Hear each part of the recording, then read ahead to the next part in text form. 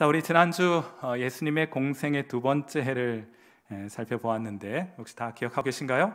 첫 번째 해 기억하실 것은 예수님께서 침례를 받으시고 광야에 나가서 시험을 받으시고 성전을 정결케 하시죠. 두 번째 예수님의 사역은 주로 말씀을 가르치는 것에 집중되어 있었고, 말씀이 선포되고 가르쳐졌을 때 하나님께서 허락하시는 기적과 이적이 수반되는 것을 우리 함께 살펴보았습니다. 하나님의 말씀이 선포되고 그 말씀을 성도들이 믿음으로 붙들게 되면 하나님은 그것이 옳다는 것을 확증해 주시기 위하여 우리에게 기적과 표적이 따르게 해 주십니다. 오늘은 예수 그리스도의 공생의 그 세 번째 해의 사역을 살펴보고자 합니다. 세 가지 요점이 있는데 그 첫 번째 요점은 이것입니다. 그리스도께서는 죄인들을 받아주시는 일에 집중하시게 됩니다. 만일 여러분이 초상화를 그리는 화가라면 예수님의 얼굴 표정을 어떤 식으로 그려낼 수 있을까요? 사실 성경에는 예수님의 표정이 잘 드러나 있지는 않습니다만, 그러나 예수님의 표정을 엿볼 수 있는 두 가지 장면이 있습니다. 그 첫 번째 장면은 이것이에요. 하루는 예수님께서 70명의 제자들을 전국 각지로 파송해 보내시면서 그곳에 가서 천국 복음을 전하라고 명령하십니다. 나중에 이들이 가서 권세를 입고 나아가서 귀신도 쫓아내고 병든 자 고침받게 하기도 하고 하나님 천국 복음을 증거하고 나서 기쁜 마음을 가지고 예수님께 돌아와서 사역 보고를 합니다. 주님의 이름이면 귀신들도 우리에게 항복하는 것을 우리가 보았습니다 하고, 여러분 얼마나 기뻤겠어요. 가서 하나님 말씀 선포했는데 기적이 막 따르게 되니 얼마나 기뻤겠습니까? 그런데 예수님께서는 너희가 귀신이 너희 말에 항복했다는 것으로 기뻐할 것이 아니라 너희 이름이 생명책에 기록된 것으로 인하여 기뻐하라 하시면서 이런 말씀을 해주셨습니다. 누가복음 10장 21절 말씀이에요. 그때 예수께서 성령으로 기뻐하시며 이르시되 천지의 주제이신 아버지여, 이것을 지혜롭고 슬기 있는 자들에게는 숨기시고 어린아이들에게는 나타내심을 감사하나이다. 제자들의 보고를 들으시면서 예수님께서 어떻게 하셨다고요? 크게 기뻐하셨다. 야, 우리 주님 기뻐도 하시는구나. 우리는 이 장면에서 예수님께서 환하게 웃으시는 모습을 상상해 볼 수 있습니다. 그리고 나서 보니, 성경을 보니 잃어버린 한 마리 양을 발견해 돌아오게 될 때, 또 잃어버린 한 드라크마를 찾게 되었을 때, 집 떠난 탕자가 집으로 돌아오게 되었을 때 성경은 항상 큰 기쁨이 있었고 즐거움이 있었으며, 그러므로 큰 잔치가 열리게 되었다는 사실을 강조하고 또 강조하게 돼요. 자, 그러니까 잃어버린 영혼들이 회개하고 주께로 돌아오면 우리 주님은 크게 기뻐하십니다. 환하게 웃으십니다. 여러분, 전 그 모습 참 보고 싶습니다. 우리 주님 활짝 웃으시는 모습 바라고 기대하는 교회와 성도마다 부지런히 잃어버린 영혼을 주께 안내하기 위해 애쓰고 노력하는 것이 아니겠어요? 그 얼굴 환한 미소 보기 위해서 말입니다. 사랑하는 성도 여러분, 여러분이 하나님의 얼굴에 웃음 짓게 하는 성도로 살아가실 수 있는 그런 귀한 은혜가 있게 되기를 주님의 이름으로 축원해 드립니다. 예수님은 이렇게 활짝 웃으시는 모습으로 성경에 등장하기도 합니다. 그런데 또 다른 곳에서 예수님은 눈물을 흘리기도 하세요. 영어 성경에서 가장 짧은 구절을 하나 선택하라 하면 요한복음 11장 35절을 뽑습니다. 우리말 성경은 좀 번역되어 있어서 좀 길긴 한데 이렇게 되어 있어요. 예수께서 눈물을 흘리시더라. 영어로는요, Jesus wept 되어 있어요. 예수님께서 우셨다. 언제 예수님께서 눈물을 흘리셨습니까? 언제 예수님께서 우셨습니까? 예수님께서 사랑하시는 나사로가 병들어 죽게 되었을 때, 그리하여 그의 무덤을 방문하셨을 때 그 무덤 앞에서 예수님 우셨습니다. Jesus wept 했어요. 눈물을 흘리셨어요. 또한 예수께서 장차 멸망받을 예루살렘 도성을 바라보시면서 또 한 번 눈물을 흘리는 장면 등장합니다. 누가복음 19장 41절 말씀. 가까이 오사 성을 보시고 우시며. 여러분, 한 영혼이 예수님께 얼마나 귀중한 것인지를 보여주는 장면이 아니겠습니까? 이처럼 예수님은 웃기도 하시고 울기도 하셨습니다. 영혼들이 주님께로 돌아오는 것을 보고 기뻐하셨고 환히 웃으셨고, 영혼들 죽어가는 것 보며 슬퍼하셨고 눈물을 흘리셨습니다. 사랑하는 성도 여러분, 주님은 한 영혼이 얼마나 귀중한지를 잘 아셨기에 구원받는 한 영혼을 위해 환하게 웃으실 수 있었고, 잃어버린 한 영혼 때문에 슬퍼 눈물을 흘리실 수 있는 분이셨어요.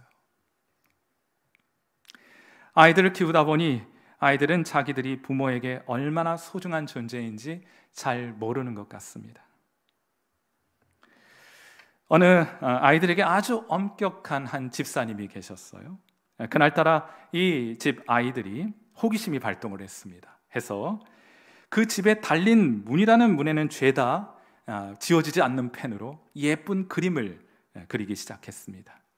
엄마와 아빠가 돌아오면 예쁘게 그림 그렸다고 칭찬받을 것을 기대하면서, 아무튼 문이란 문에는 다 그림을 그려놓았어요. 저희 집에도 오면 문이란 문에는 다 그림이 그려져 있습니다. 그런데 옆집 갔다가 집으로 돌아온 엄마가 이걸 보고 화가 잔뜩 났습니다. 아이들은 뭔가 자기들의 기대대로 되지 않고 있다는 사실을 알게 되었어요. 뭔가 일이 잘못 돌아가고 있다는 것을 눈치챕니다. 이제 아빠가 오시면 정말이지 그들에게는 세상에 종말이 올 것만 같았습니다. 그래서 이 두 꼬마는 집 밖으로 나아가서 숨기로 했어요. 그렇게 시간이 한참이나 흘렀고 집안은 난리가 났습니다. 왜냐하면 아이들이 사라져버렸기 때문에요. 날이 어두워지면서 상황은 점점 심각해져 갔습니다. 엄마는 드디어 경찰에 신고를 했어요. 동네 사람들도 저마다 손전등을 하나씩 들고 나와서 이 아이들을 찾기 시작합니다. 그러나 찾을 수가 없어요.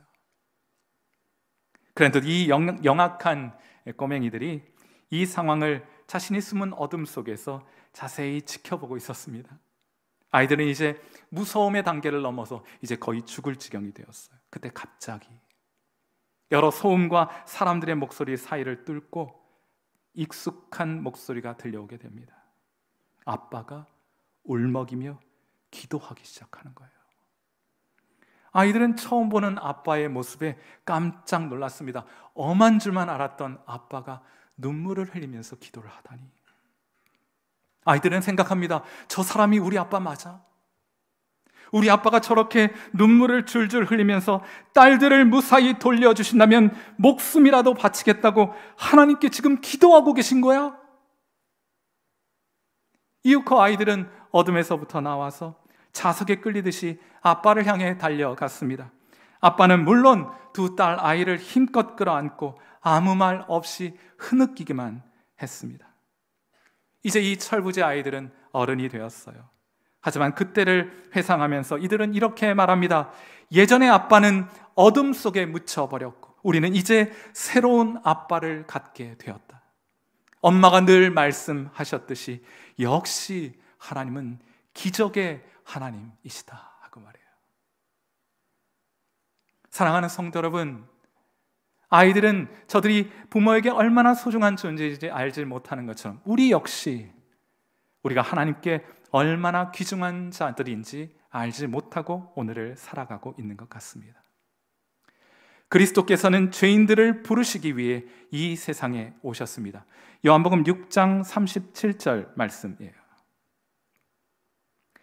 아버지께서 내게 주시는 자는 다 내게로 올 것이요 내게 오는 자는 내가 결코 내쫓지 아니하리라. 하나님의 가장 큰, 예수님의 가장 큰 기쁨은 다른 거 아니에요. 예수님께서 가장 기뻐하시는 것은 여러분이 그저 주님께 돌아오는 것, 그것이 예수님께는 가장 큰 기쁨이에요. 무엇 해가지고 하나님을 기쁘시게 하려고 하는 것이 아니라 여러분이 주님께로 돌아가기만 하면 하나님은 가장 큰 기쁨으로 여러분을 환영해 맞이하실 것입니다. 사랑하는 귀한 성도 여러분, 오늘 부활의 아침 여러분을 부르시는 주님의 음성을 들으셨다면 이제 그만 세상을 쫓아 살아가는 여러분의 모습 돌이켜 주님께로 돌아오시는 귀한 은혜 있게 되기를 주님의 이름으로 축원해 드립니다. 주님이 웃음 띤 환한 얼굴로 여러분을 맞이해 주실 거예요. 그러니 이제 그만 돌아와요. 이제 그만 돌아오세요. 주님께로 돌아오십시오. 이것이 첫 번째 요점입니다. 예수님의 공생의 세 번째, 예수님께서는 죄인들을 받아주셨어요. 두 번째로 예수님께서는 그 죄인들을 가르치기 시작하셨습니다. 예수님께서 신앙을 이렇게 묘사해 주신 적이 있습니다. 마태복음 11장 28절, 오늘 읽은 본문인데 신앙이란 이런 거예요. 어떤 것이냐? 자, 마태복음 11장 28절, 수고하고 무거운 짐진 자들아 다 내게로 오라. 내가 너희를 쉬게 하리라. 이게 신앙이에요. 수고하고 무거운 짐진 자들아 다 내게로 오라. 내가 너희를 쉬게 하리라. 여러분, 참 위로가 되는 말씀 아닙니까? 인생이 힘들고 살아가기에 지친 자들은 다 내게로 오라. 술집을 찾고 위로를 줄 것 같은 사람들 쫓아다니지 말고, 다른 곳에서 안식을 얻으려 하지 말고 다 내게로 오라. 내가 너희를 쉬게 하리라. 여러분도 그럴 때가 있지 않아요?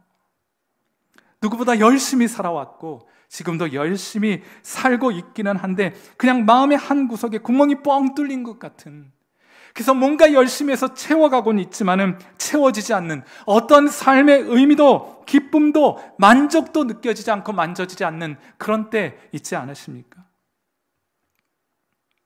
성 어거스틴도 그의 젊은 시절 그러한 마음을 가졌습니다. 그리하여 하나님 앞에 울부짖으면서 기도하는 거예요. 하나님, 주께서 주를 위해 우리를 만드셨으므로 주님 안에서 쉼을 얻을 때까지 우리의 영혼은 불안합니다. 우리는 쉼을 누릴 수가 없습니다 하고 하나님 앞에 울부짖었다는 거예요. 그런데 참 재밌게도 하나님은 때로 이런 불안과 고생스러움, 무의미함과 공허함, 그리고 고달픔과 인생의 무거운 짐을 때론 우리에게 허락하실 때가 있습니다. 왜요? 우리가 덧없는 이 세상에 속한 사람이 아니라는 것을 발견하라고. 왜 이렇게 인생이 고달파요? 왜 이렇게 인생이 무의미해요? 왜 이렇게 인생의 짐이 무거워요? 그건 우리가 이 세상에 속한 사람들이 아니라는 것을 알라고 하나님께서는 때로 우리에게 그러한 경험들을 허락하실 때가 있는 것입니다. 그리하여 우리로 하늘 본향이 있고 우리가 가야 할 아버지, 우리가 만나야 할 아버지가 있다는 것을 깨닫게 해주시기 위하여 때로 하나님 이런 것을 우리 인생의 도상에 허락해 주실 때가 있습니다. 그러므로 이런 마음 가진 자들을 향해 오늘 주님이 말씀하시는 것입니다. 수고하고 무거운 짐진 자들아 다 내게로 오라. 내가 너희를 쉬게 하리라. 사랑하는 성도 여러분, 이 음성 듣고 여러분의 인생 버겁고 무거워, 누군가의 위로와 소망이 필요하고 참된 안식이 필요하시거든. 이 음성 듣고 다른 곳 가지 마시고 주님께로 나아가 영원한 안식을 누리시는 귀한 성도 여러분 되시기를 주님의 이름으로 축원합니다. 자, 그런데 좋아요. 그런 마음으로 주님께 나아가요. 그럼 바로 우리에게 안식을 주셨으면 좋겠는데 그런 것 같지는 않아요. 왜냐하면 28절 뒤에 29절이 있어요. 한번 같이 보세요. 자, 수고하고 무거운 짐진 자들아 다 내게로 오라. 내가 너희를 쉬게 하리라. 이렇게 하시고 나서 뒤이어 29절 좀 상세하게 해설을 해주시는데 뭐라 말씀하세요? 나는 마음이 온유하고 겸손하니 나의 멍에를 메고 어떻게 하라고 하세요? 내게 배워라. 그리하면 너희 마음이 쉼을 얻으리니. 여러분, 주님께 나오면 바로 쉼을 주시는 줄 알았는데 뭐라고 말씀하시는 거예요? 내 멍에를 메고 어디 다른 데 도망갈 생각하지 말고 나와 함께 하면서 내게 배워라. 그리하여야 내 마음이 쉼을, 안식을 누리게 될 것이라. 그러므로 여러분이 예수님을 믿기로 했다는 것은 이제부터 주님께 나와 주님과 함께 하면서 주님으로부터 배우며 살아가겠다는 것을 뜻하는 것이에요. 잘 배워야 마음의 기쁨도 있고 쉼도 있게 되는 거예요. 잘 배우셔야 해요. 우리 선현들이 이런 말을 했습니다. 학이 시습지면 불력 열호라 하는 공자님께서 그런 말씀하셨다는 거 아니에요? 우리가 배우고 그것을 때때로 익히면 그것이 어찌 기쁘지 않겠는가 하는 말 있죠? 배우면은 참 큰 기쁨이 있는 것 같습니다. 하물며 주님께 나아가 하늘의 진리를 배울 땐 얼마나 더 큰 기쁨이 있겠어요. 그런데 아무튼 학교, 공부, 배움 막 이런 소리만 들으면 알레르기 반응을 보이는 분들이 있습니다. 그렇지 않아요?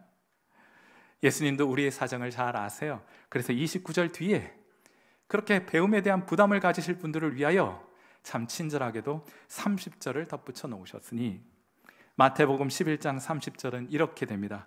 이는 내 멍에는 쉽고 내 짐은 어떻게 해요? 가벼움이라 하시니라. 내게 배우는 것은 쉬운 것이니 걱정하지 말아라. 나와 함께 멍에 메고 나와 함께 하면서 같이 배워가고 알아가자꾸나 하고 말씀하시는 거예요. 그래야 영혼의 안식도 하나님 약속하신 쉼도 누릴 수 있다는 그런 뜻입니다. 존 우든 코치라는 분이 계세요. 존 우든. 이분이 미국의 명문대학 UCLA 농구팀을 맡아서 자그마치 10차례나 전국대회에서 우승하게 한 그야말로 명장 중의 명장이에요. 10번? 한 번, 평생에 한 번 우승할까 말까 힘든 일인데 10번이나 우승을 했어요. 게다가 그 중에 7번은 연속으로 우승을 했다고 합니다. 그러니까 7년 연속 이 전국대회에서 우승을 하게 된 것이에요. 다시는 깨어질 것 같지 않은 대기록을 세우신 분입니다. 존 우든 코치. 사람들이 그 비결을 매우 궁금했습니다. 그래서 그 비결을 물었어요. 어떻게 이런 대기록을 세울 수 있었습니까? 참 재밌게도 이 존 우든 코치를 관찰해 보니까 매 시즌이 시작이 되면 이 우든 코치가 하는 일이 있더라고요. 여러분, 그것은 우든 코치가 처음으로 선수들을 만나서 하는 것은 우승 전략에 관한 내용을 나누는 것도 아니고 공을 다루는 테크닉에 관해서 이야기하는 것도 아니었습니다. 대신 그가 가장 먼저 했던 일이 무엇인가 하면 의외로 양말과 신발을 제대로 신는 법을 가르쳤다 그래요. 여러분, 그렇게 해야 시즌 내내 발에 물집이 생기지 않을 수 있기 때문에 양말을 잘 신고 신발을 잘 신는 것을 가르쳤다고 합니다. 여러분도 아시잖아요. 발에 물집 나보셔서 아시잖아요. 그거 생기면 뭐 전략과 기술이 무슨 소용이 있습니까? 뗄 수가 없는데. 그러니 기본기부터 가르쳤던 거예요. 우승은 양말을 잘 신고 신발을 제대로 신는 것에서부터 시작되는 것이기 때문입니다. 사랑하는 성도 여러분, 우리가 주님의 부르심을 받아 주님께로 나아가면 주님은 막 거창한 거, 뭐 세계 비전 이런 거 가르쳐 주시는 것이 아니고 우리 주님은 우리에게 기본기부터 가르치세요. 농구 선수들에게 있어서 기본기는 양말과 신발을 제대로 신는 것이라면 우리 예수 믿는 사람들, 성도들의 기본기는 무엇이겠습니까?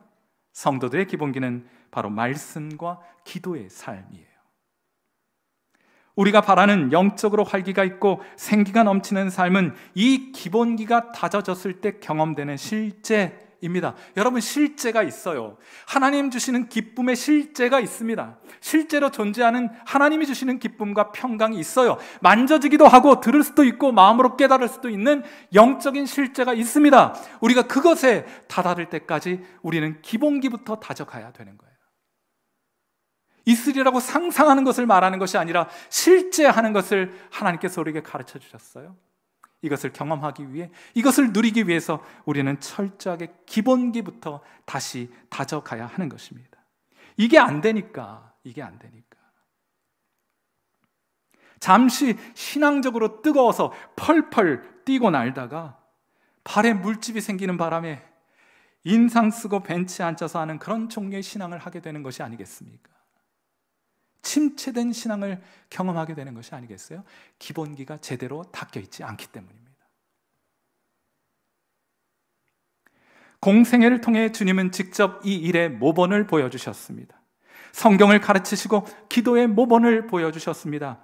부활 승천하신 이후에는 또 다른 코치를 보내주셨습니다. 그가 누구이십니까? 바로 성령님을 우리에게 보내주신 거예요. 그런데 우리에게 찾아오신 그 성령님은 말씀의 영이고 기도의 영입니다. 그러므로 성령을 소멸하면 말씀 빈약, 기도 빈약의 현상이 나타나는 거예요. 핑계 대봐야 소용없습니다. 이렇고 저렇기 때문에 나 기도하지 않고 말씀 읽을 수 없습니다. 말해봐야 소용없어요. 그 때문이 아니라 성령이 여러분 안에 소멸되고 있기 때문입니다.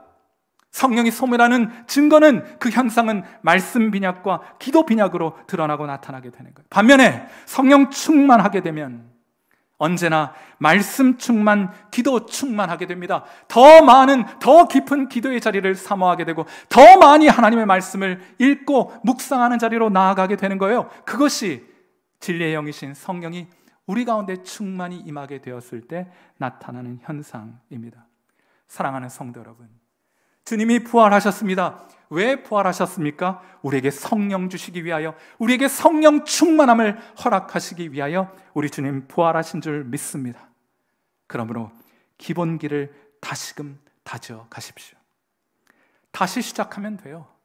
기본기란 원래 그런 거예요. 다시 하고 또 반복하고 안 되면 또 반복하면 되는 겁니다. 그렇게 기본기를 쌓아가게 되는 거예요.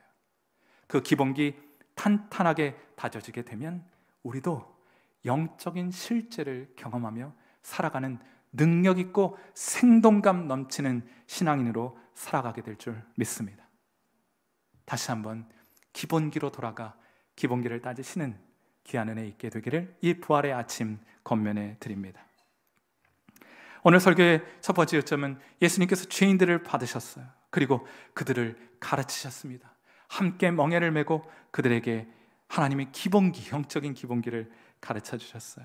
마지막으로 그리스도께서는 그렇게 배우고 준비된 사람들을 일꾼으로 세우십니다.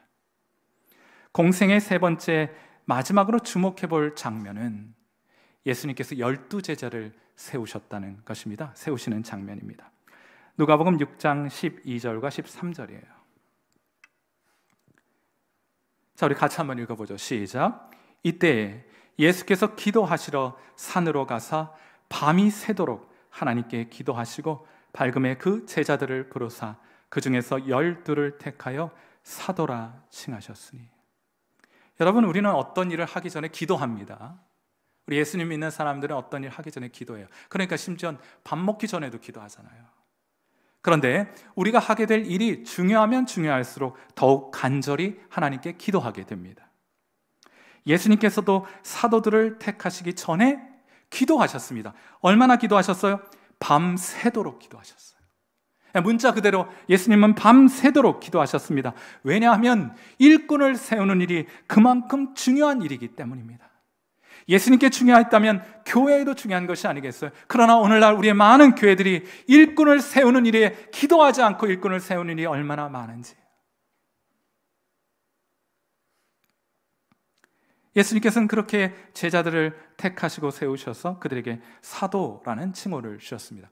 사도라는 표현은 헬라어로, 원어로 아포스톨로스라고 해요. 그냥 문자적으로 말씀을 드리면 보냄받은 자, 예수님께서 보내어 그 보냄을 따라 가게 된 사람, 이것을 사도라고 부릅니다.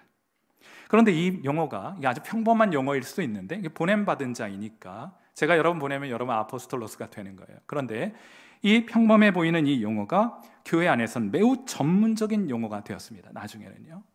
먼저는 아주 제한적으로 이때 선택받은 12명의 제자만을 가리킬 때, 지칭할 때 이 사도라는 표현이 사용이 됩니다. 그 경우 영어 성경에서는 대문자를 쓰겠죠. A에 대문자를 쓰는 경우가 되죠. 여러분, 요즘 교회 일각에서는 이들 12사도의 권위를 이어받아 스스로를 사도라고 주장하는 자들이 있는데 옳지 않습니다. 건강하지 않습니다. 매우 위험합니다. 바울도 이러한 의미에서는 자신을 사도라고 부르지 않았어요.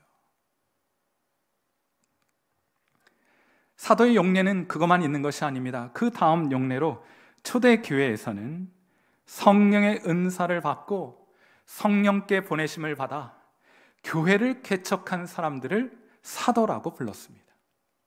그러한 의미에서 사도 바울은 사도였어요. 정확하게 바울도 그러한 관점에서 자신의 사도됨을 인식하고 있었습니다. 그런데 그 이후로 이 칭호가 점점 사용되지 않게 되었습니다. 오용되는 사례가 너무 많기 때문에, 자신을 사도라고 주장하면서 거짓되고 잘못된 가르침을 베푸는 사람들이 너무나 많아졌기 때문에 아마도 그러한 칭호를 점점 교회 안에서는 제한하여 사용하기 시작했고, 그러다 보니 점점 사용하지 않게 된 것이에요. 그런데 여러분이 꼭 이 칭호를 사용하고 싶으시다면, 왜냐하면 우리도 예수님께 부르심을 받아서 보냄을 받잖아요. 근데 우리는 사도는 아니니 안전하게 이 용어를 사용하기 위해서 우리는 사도적이라는 표현을 사용하는 것이 좋겠다고 저는 개인적으로 생각해요. 우리는 사도로 부르심을 받지는 않았지만 사도적 삶을 살라고 부르심을 받은 것은 맞기 때문이에요. 그러므로 예수님께 부름받아 잘 배워 훈련된 이후에 우리는 세상으로 나아가야 합니다. 우리는 그곳에서, 우리를 보내어주신 그곳에서, 우리의 가정에서, 우리 일터에서, 우리의 교회에서, 우리의 이웃과 다른 사람과의 관계에서 사도적 삶을 살아가야 합니다. 그들에게 하나님의 말씀을 증거하고 그들을 주님께로 인도하여 그들 역시 하나님의 사람으로 세워가는 일에 우리 들여져야 하는 것이기 때문에 하나님은 우리를 사도적 삶으로 부르셨다 하는 것을 인정할 수 있게 되는 것이에요. 성경에도 등장하는 페르시아의 황제 다리우스가 이 유럽 정복 전쟁을 할 때 유럽을 향해 진군을 하게 됩니다. 그때 맞닥뜨려야 했던 상대가 있었으니 그는 알렉산더 대왕이었어요. 이때 다리우스 황제는 선전포고를 하면서 알렉산더 대왕에게 큰 자루 하나를 보내게 됩니다. 자루를 받고 알렉산더 대왕이 그 입구를, 자루를 풀어보니까 그 안에는 볶은 참깨가 가득하게 들어있는 거예요. 무슨 의미입니까? 우리 이렇게 많은 군대를 이끌고 왔으니 즉각 항복하라 하는 그런 뜻이었겠죠. 그러자 알렉산더 대왕은 이에 대한 답례로 작은 봉투 하나를 다리우스 황제에게 보내게 됩니다. 다리우스 황제가 그 봉투를 받고 열어보니 그 안에는 눈에 보일까 말까 작은 겨자씨 하나가 들어있더라요. 무슨 뜻이겠습니까? 우리의 군사가 적다고 결코 무시하지 말라. 우리에게는 생명력이 있노라. 그러니 우리가 이긴다, 반드시 이긴다 하는 메시지를 작은 봉투 겨자씨 하나에 담아서 이 다리우스 황제에게 전달했던 거예요. 결과는 어떻게 되었을까? 알렉산더가 이겼습니다. 다리우스는 알렉산더를 이길 수 없었어요. 사랑하는 성도 여러분, 참깨는 그 숫자가 아무리 많다 할지라도 땅에 아무리 많이 심어도 싹이 나지 않습니다. 그 안에 생명이 없기 때문이에요. 여러분, 볶은 참깨 아무리 밭에 갖다 심어놓고 물을 주고 햇빛을 쬐어보세요. 거기서 생명의 현상이 나타난답니까? 그렇지 않습니다. 그 안에 생명이 없기 때문이에요. 하지만 겨자씨는 달라요. 아무리 작아 보여도 땅에 심고 물을 주고 햇빛을 쬐어주면 거기에서 싹이 납니다. 꽃이 핍니다. 열매를 맺게 돼요. 왜입니까? 그 안에 작긴 작아도 그 안에 생명이 담겨 있기 때문이에요. 똑같은 원리가 이 세상에 보내심을 받은 우리 성도들에게도 적용됩니다. 교인이라고 다 똑같은 교인이 아니에요. 참깨 같은, 볶은 참깨 같은 교인이 있고 겨자씨 같은 교인이 있는 거예요. 똑같이 예배에 와서 말씀 듣고 기도하고 전도하는데 어떤 이들은 은혜를 받습니다. 어떤 이들은 말씀을 깨닫고 기뻐합니다. 기도하면 응답받습니다. 선행과 전도의 열매가 그들의 삶 속에 나타납니다. 그런데 어떤 이들에게는 그런 것들이 나타나지 않아요. 무엇이 문제입니까? 생명. 이번 고난주간 기간에 기도하는 중에 하나님께서 요한복음 3장 34절의 말씀을 계속해서 제 마음속에 묵상케 해주셨어요. 이런 말씀입니다. 하나님이 보내신 이는 하나님의 말씀을 하나니, 이는 하나님이 성령을 어떻게 해요? 한량 없이 주심이니라.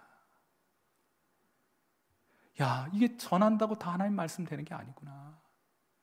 똑같은 말씀을 전하여도 하나님이 보내신 자는 하나님의 말씀으로 사람들에게 전하게 되는데, 그 이유가 무엇이냐? 그 뒤에서, 그 배경에서 그와 함께 하시는 성령께서 함께 하셔서 하나님이 그에게 성령을 한량없이 부어주시기 때문에 하나님의 말씀으로 전달될 수 있는 것이구나. 우리 교회 목자분들 계시고 또 교사분들도 계시고 교회 안에서 여러 가지 모양으로 하나님의 말씀을 가르치거나 나누는 분들이 계십니다. 우리가 사람들에게 참깨를 뿌려대서야 되겠습니까? 우리가 작아도 거칠어도 우리가 보기엔 왜소해 보여도 겨자씨 하나, 생명 가진 겨자씨를 심어야 하는 것이 아니겠어요? 말씀이 하나님의 능력을 나타내는 것은 성령께서 그 안에 생명을 심어 주시기 때문이에요. 그러므로 참깨와 볶은 참깨와 겨자씨의 차이는 결국 성령 충만함의 차이로 드러나게 되는 것입니다. 그런데 성도가 언제 성령 충만함을 받아요? 언제 받습니까? 주님 말씀 붙들고 간절히 기도할 때 받는 거예요. 구하고 찾고 두드리는 자에게 주께서 성령을 충만히 한량없이 내려주시는 것입니다. 말씀 붙들고 기도할 때 성령의 역사가 우리 가운데 임하게 되어 그래야 생명을 낳는 사역을 감당해 갈 수 있게 되는 것입니다. 기도하지 않고 하는 사역 모두는 참깨를 땅에 뿌려놓고 싹이 나기를 기다리는 것과 똑같습니다. 사랑하는 성도 여러분, 오늘은 부활절입니다. 부활하신 예수님께서는 갈릴리에서 제자들을 만나시겠다고 말씀하셨어요. 갈릴리는 예수님께서 처음으로 사역을 시작했던 곳입니다. 이제 예수님 승천하실 것인데 제자들을 다 갈릴리에 불러 모으셨어요. 예수님이 승천합니다. 무슨 얘기예요? 이제부터 그 일을, 내가 이 땅 가운데서 감당했던 그 일을 이제 너희가 수행해 가야 한다는 것을 말씀해 주시기 위함이에요. 그런데 이 일 우리 홀로 감당할 수 없습니다. 우리가 할 수 있는 능력 범위, 우리의 능력 밖에 있는 일이에요. 주께서 보내시는 또 다른 보혜사, 곧 성령께서 함께 해주셔서 주님의 일을 감당케 해주실 때 비로소 풍성한 열매를 맺는 삶과 사역이 될 것입니다. 그러므로 부활주의를 맞이해서 이 자리에 나온 귀한 성도 여러분, 하나님께 간구하여 성령 충만함을 받으시는 귀한 은혜가 있게 되기를 이 부활의 아침 주님의 이름으로 축원해 드립니다. 구하시고 찾고 두드리십시오. 간절히 낙심하지 말고 기도하십시오. 주께서 성령 충만함이라는 실제를 우리 가운데 만지고 듣고 깨닫고 볼 수 있도록 해 주실 때까지 기도의 자리에서 일어나지 않는, 간절히 하나님 앞에 나아가 기도하시는 귀한 성도 여러분 되시기를 주님의 이름으로 축원해 드립니다. 우리 함께 기도하겠습니다.